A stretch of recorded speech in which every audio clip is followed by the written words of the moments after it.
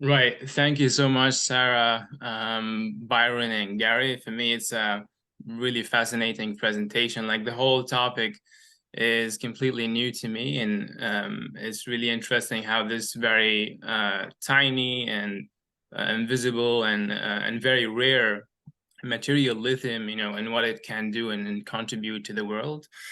I was particularly interested in the social cultural side, and starting from Sarah's presentation, like the community benefits and concerns, and particularly, the aesthetics part in how appealing this renewable energy, the solar panels suggestion should be for to capture the public imagination, to attract developers and residents instead of having them go away, or and then affecting property value and land value, etc.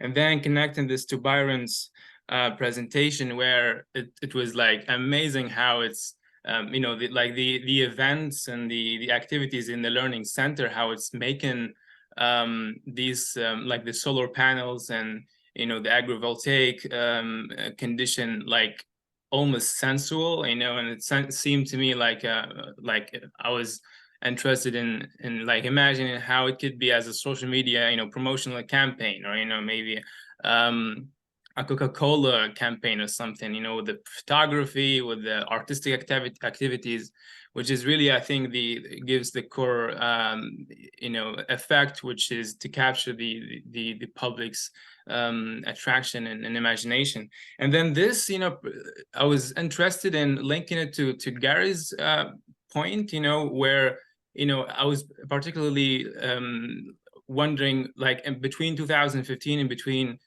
2015 and 2020, there was this transition, energy transition, as you call it, and or let's say the coming of a new paradigm. How is this really happening? So, like, what are the factors that made lithium production jump, like spike between 2015 and 2020? And also in considering of these kind of activities that make it appealing, such as we saw in Byron's learning center activities, the photography, the artistic, etc. So, like, how can you contribute? Like, is this something that you can contribute to, this transition, the radical transition, or is this something mutational and it happens and you can't control it? So my question would be for Gary, and also Sarah and Byron, if they could contribute to it. Thank you.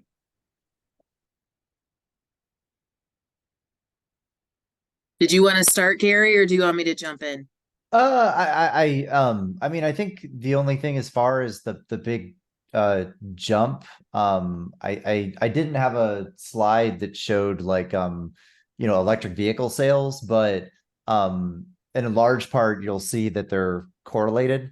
And so, a lot of what the impetus for the jump is really that you know, the battery manufacturers need that many more batteries, and then in order to do that, they have to buy the battery grade lithium, and then the lithium suppliers will ramp up their production to kind of meet that need. As far as participation in it, I think it's like a lot of these big scaled chemical technologies. In a lot of cases, there's a relatively smaller number of players that are largely involved, that are sort of like scaling up a lot of the production that you see. You can look it up, who the big battery producers are, who the big lithium producers are. I mean, in my own research group, we look into some alternative production sources, things like geothermal streams that are otherwise re-injected into wells and things of that nature. I think that could be really interesting in terms of trying to diversify the resources that are out there, and there are other sources as well. But at least but I'm more on the like technical research side. That's the way that I think about the participation, but I'll open it up to others that are have other thoughts. One of the things that I think of as in aesthetics is about vegetative screening around solar farms. Very commonly in a zoning ordinance, it'll require some kind of like tree planting. And when we are talking about, and to make sure that nobody sees the solar panels. It's like a solid mass, certainly along the road, along the road, but sometimes along the sides. Very often it ends up being like monoculture, which, first of all, when it's first planted, it doesn't do much in terms of screening. And then when it grows up, if especially in zoning ordinances that require minimal spacing, it's like a solid wall of evergreens, which I also don't know that fits in. I am not a designer, like, by any means, but I think that we haven't really.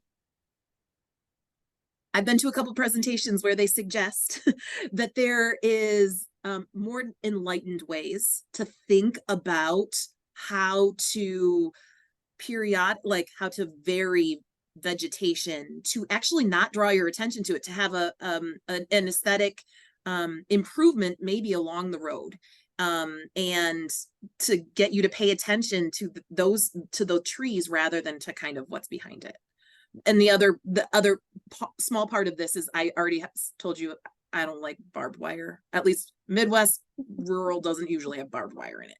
It also doesn't have chain link fence. And so actually, I think it's a positive here that kind of what we call field fence, or we call it deer fence, even though deer do sometimes jump over it, is often used because that's more in keeping with the kind of aesthetic.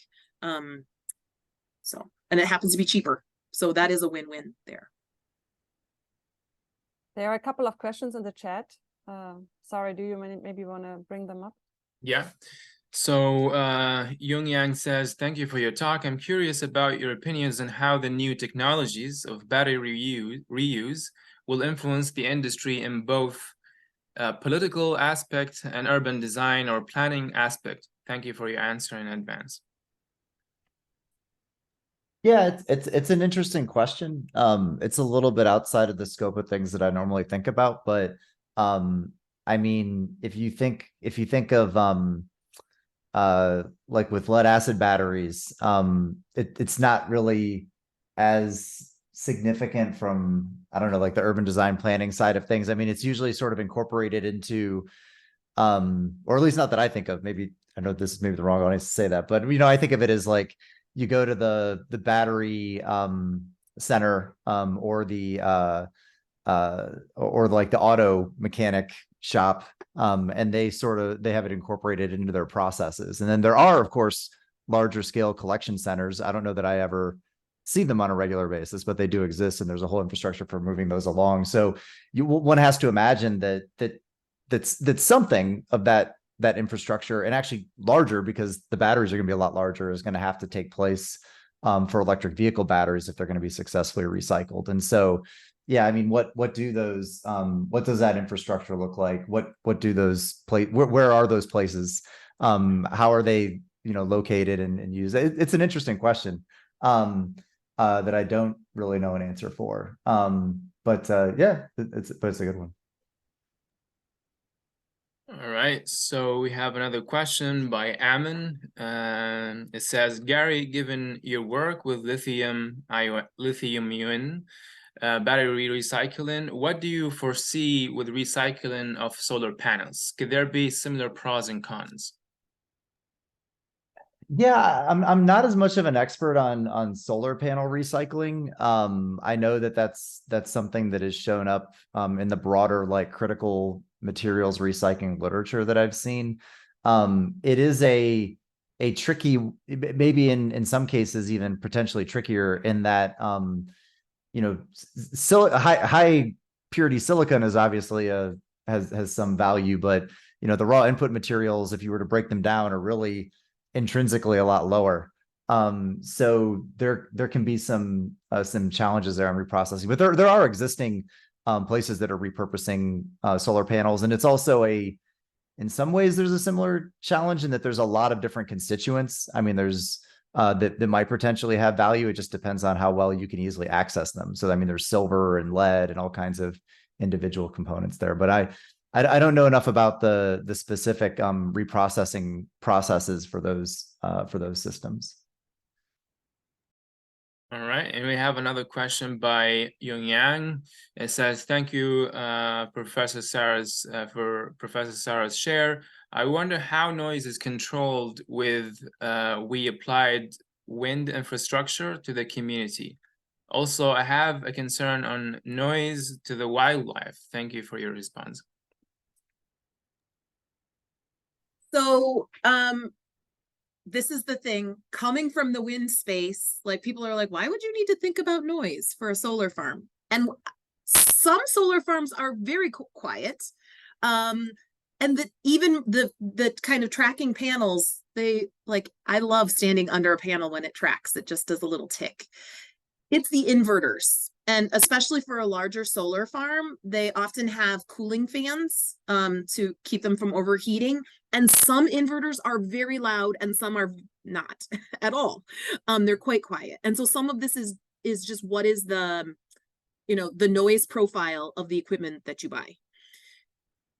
Putting it in a zoning ordinance to say, you can't exceed 45 decibels or something at the property line is totally doable. It just forces the part that might be noisy to the interior of the solar farm, or requires them to get quieter equipment.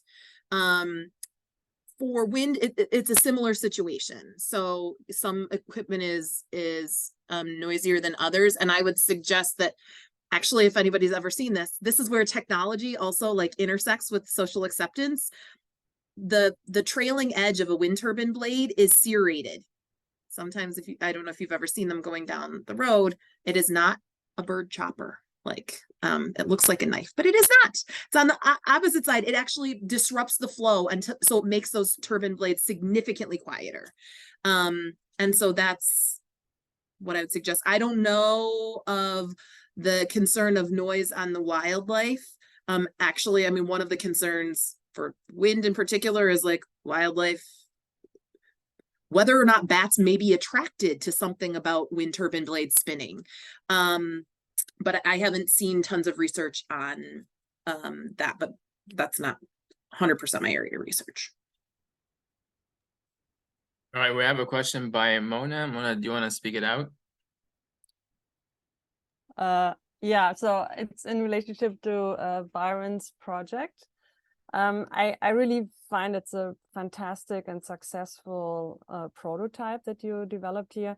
And I'm interested, after you worked on this for so many years, where do you see other limits? The limits in, for example, scale, or in the financial setup, or in its hybridity? And when we look forward into the future, what are the other, let's say, I'm seeing that there's also a spirit of experimenting with the site and testing different ideas. What are the next steps that you are seeing, and the experiments that you are trying to implement? Next steps, I think our researchers and I are curious about native grasslands within solar arrays. Colorado State University is planning to build a solar array on native grassland east of Fort Collins. It's going to be a really small site. Sarah was talking about gigawatt scale. They're talking about 100 kilowatts. So it's going to be a tiny site because researchers don't get that much money for stuff. Well, yeah, anyways, financial differences there. There's I want to try getting grants to ag communities to see what type of agribusinesses they could start in any existing solar array. I think that would be fascinating to try. There's already 10,000 acres of solar panels in Colorado, hundreds of thousands, if not 1 million already, acres of solar panels across our country. None of it is really getting as utilized as it could be. What would it be like for the government to hand out a little bit of money to maybe immigrant communities that have come here that have worked in agriculture and other spaces and now don't have those same opportunities, that might still be interested in doing so? It's a way to provide land access. I think that's interesting. Sarah was talking about other community issues outside of just screening, thinking about housing. One thing that we're talking about is, what if on one of these massive sites you actually throw out some tiny homes? That would be so tiny in the budget of a utility scale operator to chuck out a handful of tiny homes that you could provide a living space for people that would be interested in growing crops or something within that facility.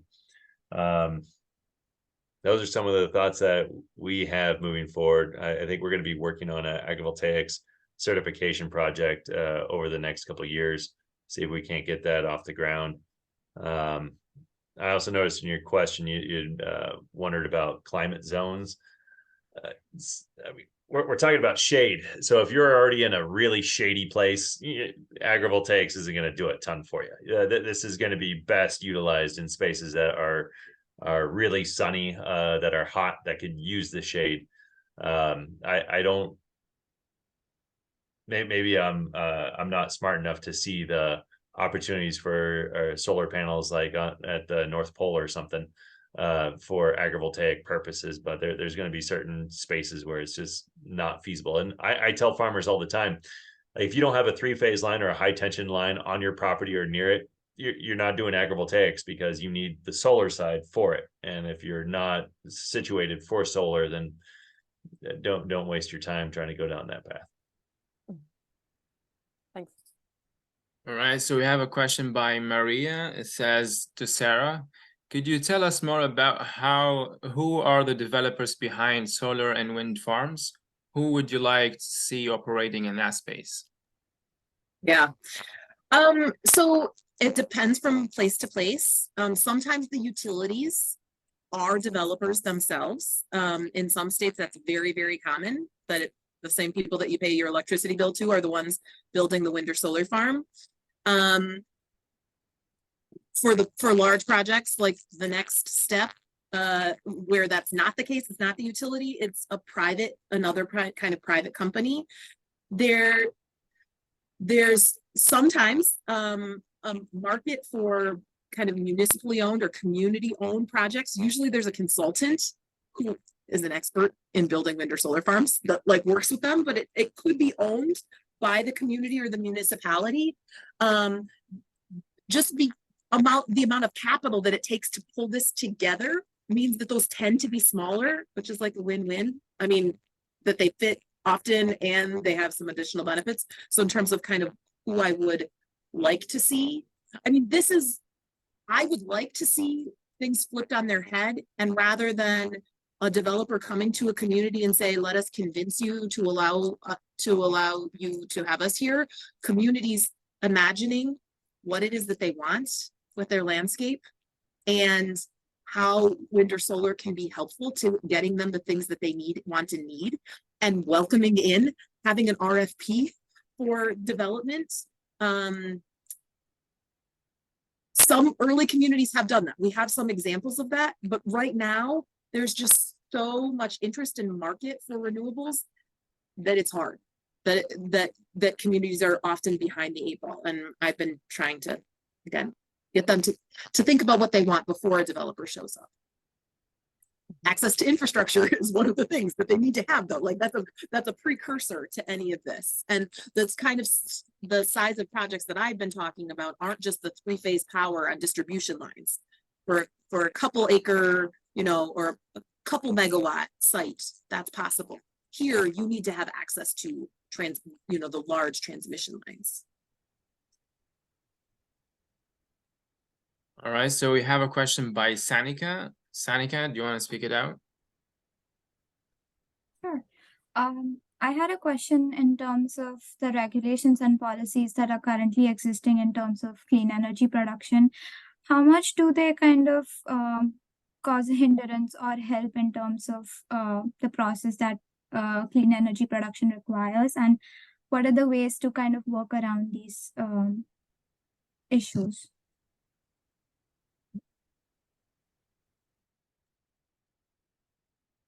Should I jump in? Yeah. So there's over 3,000 counties in our country, and most of those counties have the control over how they do their solar siting. There's only a couple of states, as far as I know, mainly Illinois, that has taken away the right of the local communities to do their solar siting. It's the state level that basically chooses where solar goes. So every community is going to be different. It's going to be different on their politics. It's going to be different on their economics. It's going to be different based on the population sizes. But talking about workarounds, I'd rather people not work around regulations than they work through them. It's about dealing with the people that are there, because if you try to circumvent somebody, they're going to figure out how to get you later. So figure out what rules are in place and figure out how to work with those people to get done something that's reasonable, that works for everybody, versus just trying to avoid them. All right, so we have a question. So we have only 2 minutes left. I don't know how we're doing with the time, Mona, but maybe let's call out this question. So it's by Ammon. It says, Byron, could you speak a little bit more on how you were able to challenge the zoning for your farm? What was the key justification argument that convinced the city to change the zoning? Is it easier now for others in Colorado to follow in your footsteps? And it was just in our county that it was changed. So there's 64 counties in Colorado, and the land use code change was just here in Boulder County. And it is easier now after we did it. Key justifications were, even if you put solar panels on every single rooftop in Boulder County, it would not produce anywhere near the amount of power that we consume. And if they want to be 100% renewable on within the boundaries of our county, then they need to figure out how to have it on farmland. Also, they were trying to restrict us by kilowatts.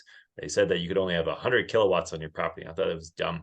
They're a county. They care about land use codes. They don't care about technology. They shouldn't. They should care about how much acreage is being utilized for conservation purposes.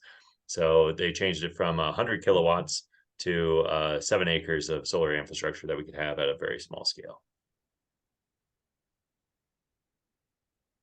Thank Right. you. So Yeah, I'm passing it on to you, Mona, then. Yeah, so I'm seeing that there are a lot of questions popping up here, but Maria also gave me a little hint that her group actually needs to leave at 5 o'clock. Is there a possibility that students can reach out to you via email in case they have burning questions afterwards? Would this be fine with you? All three, sorry. Yeah, I don't know, that's fine. Sarah. Yeah. Sarah disappeared. I let her into the waiting room again. I think she was kicked out. Yeah, I want to let's wait a couple of minutes. I hope that Sarah is coming back. So I want to thank you all. It was really a fantastic panel. It touched on a lot of critical, important aspects in our attempt to close the lithium cycle at the end of the day. And this was also already mentioned last week. We cannot continue to consume more and more and more and more energy. This obviously will cause a tremendous problem, even if we try to produce this energy through a green technology or through renewable energies, energy formats. There's a call for consuming less on the one hand side, and when we implement these new technologies, that we have to do this in the most sustainable way possible. And sustainable here is not only touching on the economical sustainability, which is obviously very, very often always mentioned, but also the social and the environmental. And a lot of thoughts that I had specifically while Sarah was presenting was that I'm observing that we are always tapping into the same systems, the systems that were ruling our economy over the last 100 and 200 years, that are very driven by pro-profit.